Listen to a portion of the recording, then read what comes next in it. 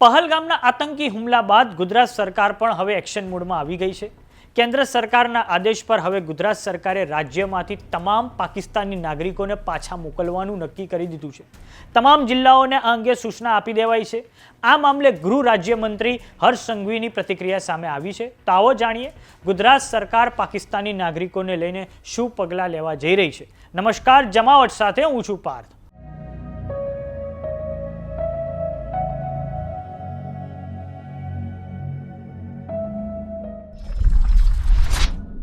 પહલગામના આતંકી હુમલા બાદ ભારતીય ઉપમહાદ્વીપમાં જોરદાર તણાવ જોવા મળી રહ્યો છે। વડાપ્રધાન નરેન્દ્ર મોદીના નિવાસસ્થાન 7 લોક કલ્યાણ માર્ગ પર કેબિનેટ કમિટી ઓન સિક્યોરિટીની મીટિંગ મળી હતી, જેમાં નક્કી કરવામાં આવ્યું હતું કે ભારત સરકારે તમામ પાકિસ્તાની નાગરિકોના વિઝા રદ કરી દેશે।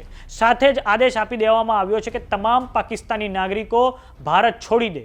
અટારી બોર્ડર પણ બંધ કરી દેવામાં આવી છે।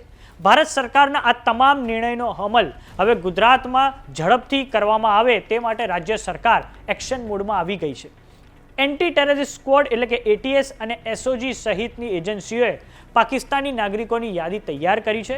ગુજરાતનું ગૃહ વિભાગ કેન્દ્રીય એજન્સીઓના સતત સંપર્કમાં છે। સાથે જ ગેરકાયદેસર રીતે રહેલા પાકિસ્તાની નાગરિકોને શોધવાનું અભિયાન શરૂ કરી દેવાયું છે।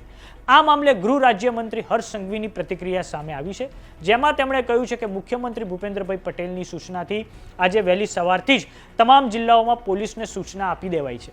તાત્કાલિક નિર્ણયનો અમલ પોતપોતાના જિલ્લામાં થઈ જવો જોઈએ। કાલે રાત્રે એક બીજું નોટિફિકેશન આવ્યું છે કે પાકિસ્તાની હિન્દુ શરણાર્થીઓને કોઈ પણ હેરાનગતિ ના થવી જોઈએ। આ સાથે જ પાકિસ્તાની નાગરિકોને જે સમય આપવામાં આવ્યો છે તે સમય મર્યાદામાં તેમણે પરત ફરી જવું પડશે। તો આ સાંભળો ગૃહ રાજ્યમંત્રી હર્ષ સંઘવી શું બોલ્યા છે। શ્રી ભૂપેન્દ્રભાઈ પટેલની સૂચનાથી આજે વહેલી સવારથી તમામ જિલ્લાઓમાં ડિસ્ટ્રિક્ટ પોલીસને આ સૂચના આપી લેવામાં આવી છે કે તાત્કાલિક આ નિર્ણયનો અમલ પોતપોતાના જિલ્લાઓમાં થઈ જવો જોઈએ। અને તેમાં ખાસ કરીને કાલે રાત્રે જ એક બીજું નોટિફિકેશન આવ્યું છે કે પાકિસ્તાની હિન્દુઓ જે શરણાર્થી છે, જે પાકિસ્તાનના પીડિત છે, જેમની ઉપર અત્યાચાર કરવામાં આવેલો, જુલ્મ કરવામાં આવેલો, એવા લોકોને કોઈ બી પ્રકારની હેરાનગતિ ના થવી જોઈએ તેની બી ચિંતા જરૂરથી કરવાની।